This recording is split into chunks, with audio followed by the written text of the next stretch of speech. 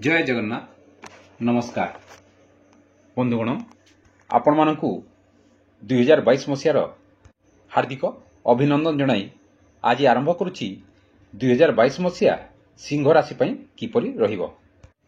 जो मानकर जातक नामर प्रथम अक्षर म मी मु मे मो ट टी टू बा टे रहिछि सेमानकर राशि हेउछि सिंह। जो मानकर जातक नाही सेमानकर डाक नामर प्रथम अक्षर जदि एही अक्षर मानक मध्य कौनसी टी भी होता है ताहले मध्य सेमानकर राशि सिंह धरा जीव। सिंह राशि व्यक्ति माने तांकर व्यक्तित्व बहुत भल रही थाए। सिंह परी सेमानकर व्यक्तित्व रही थाए। सेतिपई भिड़ मध्य मध्य सेमाने सेमानकर व्यक्तित्व पई अलग प्रतीत होइथांती। एमानकर उच्चता साधारणतः लंबा होता है एवं चेहरा रे चमक रही थाए। एमाने कहा सामने झुकिबाकू पसंद करती नहीं। एमाने स्वभाव रे निर्भय क्रोधी वीर एवं स्वतंत्र स्वभावर होइथांती। एमाने अन्य मानकर भल करबाकू चाहती किंतु सेमानकर अहंकार सेमानकू छाड़े नहीं। एमानक पाखरे नेतृत्व नेबार गुण जन्मरू रही थाए। ए वर्ष बृहस्पति सप्तम रे रही अप्रैल मध्यभाग पर्यंत अति शुभ फल प्रदान करिवो एवं तापर अष्टम रे रही अशुभ फल प्रदान करिवे। शनि अप्रैल मास पर्यंत षष्ठ रे शुभ फल प्रदान करिवे। तापर जुलाई मध्यभाग पर्यंत अति अशुभ फल प्रदान करिवे। तापरे पुणी से षष्ठ स्थान को आसी शुभ फल प्रदान करिवे। राहु अप्रैल मध्यभाग पर्यंत दशम रे शुभ और तापरे नवम रे रही अशुभ फल प्रदान करिवे। केतु अप्रैल मध्यभाग पर्यंत चतुर्थ रे रही अशुभ और तापरे तृतीय स्थान रही शुभ फल प्रदान करिवे। आर्थिक दृष्टिकोण देखा गले ए वर्ष एमानक पई मिश्रित फल लाभ हेबो किंतु खर्च अधिक हेबा कारणरू ताहा सेमानकर आर्थिक स्थिति उपरे प्रभाव पकेइबो।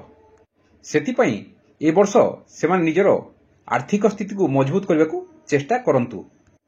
आपण चेष्टा कले ए वर्ष निजर साथी बा जीवन साथी बा व्यवसायी भागीदारंक ठारू साहाय्य पाई भल अर्थ उपार्जन करि परिबे। क्यारियर दृष्टि ए वर्ष मिश्रित फल रहिबो। वर्षर आरंभ बहुत भल रहिबो। सेतिपई वर्षर अप्रैल मास पर्यंत एमाने निज कार्य प्रति विशेष ध्यान दियंतु। सप्तमस्थ बृहस्पति पई एही राशि व्यक्ति माने निज पेशा एवं कार्य रे प्रगति करिवे। निजर इप्सित लाभ हेबार जोग रहिछि एवं निजर व्यवसाय रे एही राशि व्यक्ति माने संतुष्ट मध्य रहिबे। जे माने चाकरी बा नौकरी करूछंती सेमानकर कार्य क्षेत्र रे अधिक मान सम्मान मिलिबार जोग रहिछि किंतु वर्षर द्वितीयार्ध रे प्रतिकूल परिणाम मिलिबार संभावना बा आशंका रहिछि। सेही समय रे शत्रु माने आपनकर कामरे बाधा उत्पन्न करि पारंती। सेतिपई सतर्क रुहंतु किंतु शनिंकर शुभ दृष्टि फल रे आपनकर काम किंबा पेशा रे कोनोसी नकारात्मक प्रभाव पड़िबो नाही।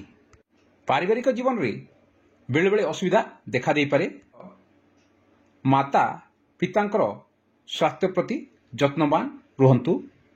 ए वर्ष सिंह राशि व्यक्ति जो मानकर विवाह इच्छा अछि सेमानकर विवाह हेबार संभावना विशेष रहुछि। निजर शत्रु मानक ठारू सावधान होई चलंतु। छात्र माने पढ़ा क्षेत्र रे एथर मिश्रित परिणाम प्राप्त करिवे। छात्र मानकर पढ़ारे मन कम लागिबो। सेतिपई पाठ भल हेबो नाही। ଯେଉଁମାନେ ଚାକିରି ପାଇଁ ଇଣ୍ଟରଭ୍ୟୁ ଦେବା ପାଇଁ ପ୍ରିପାରେସନ୍ କରୁଛନ୍ତି ସେମାନଙ୍କ ପାଇଁ ଅପ୍ରିଲ ପରେ ସମୟ ଅନୁକୂଳ ରହିବ।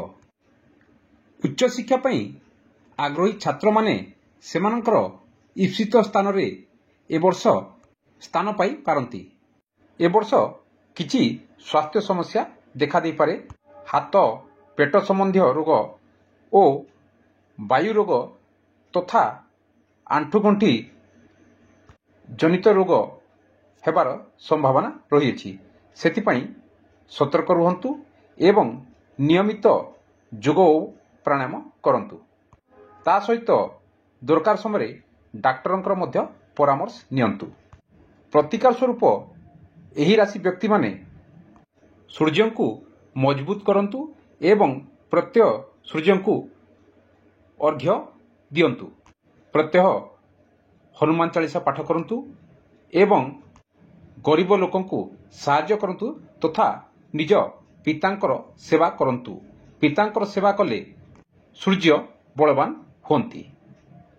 ଏ ହେଲା 2022 ମସିହା ପାଇଁ ସିଂହ ରାଶିର ରାଶିଫଳ ବା ଭାଗ୍ୟଫଳ। ଏଠାରେ ସୂଚାଇ ଦେବାକୁ ଚାହୁଁଛି ଯେ ଏହା ହେଉଅଛି ଏକ ସାଧାରଣ ଗଣନା, ଅର୍ଥାତ୍ 2 ଜଣ ସିଂହ ରାଶି ବ୍ୟକ୍ତିଙ୍କର ଯଦି ମହାଦଶା ଏବଂ ଅନ୍ତର୍ଦଶା ଭିନ୍ନ ଭିନ୍ନ ହେଲା ତାହେଲେ ସେମାନଙ୍କର ଭାଗ୍ୟଫଳ ବା ରାଶିଫଳରେ ସାମାନ୍ୟ ତାରତମ୍ୟ ଦେଖାଦେଇପାରେ। ବର୍ଷ ସାରା ଆପଣ ଖୁସି ରହିବାକୁ ଚେଷ୍ଟା କରନ୍ତୁ ଏବଂ ଖୁସ୍ ରହନ୍ତୁ। ତା ସହିତ ଅନ୍ୟମାନଙ୍କୁ ମଧ୍ୟ ଖୁସି ରଖିବାକୁ ଚେଷ୍ଟା କରନ୍ତୁ। ଆପଣମାନଙ୍କ ପାଇଁ ଏହି 2022 ମସିହାଟି ମଙ୍ଗଳମୟ ହେଉ ଏହା କାମନା କରୁଛି ଏବଂ ମୋର ଭିଡ଼ିଓଟି ଯଦି ଆପଣଙ୍କୁ ଭଲ ଲାଗିଥାଏ ତାହେଲେ ଏହାକୁ ନିଶ୍ଚୟ ଲାଇକ୍ ଓ ସେୟାର କରନ୍ତୁ ଏବଂ ମୋ ଚ୍ୟାନେଲକୁ ସବସ୍କ୍ରାଇବ୍ କରିବାକୁ ଜମାରୁ ଭୁଲନ୍ତୁ ନାହିଁ। ଧନ୍ୟବାଦ।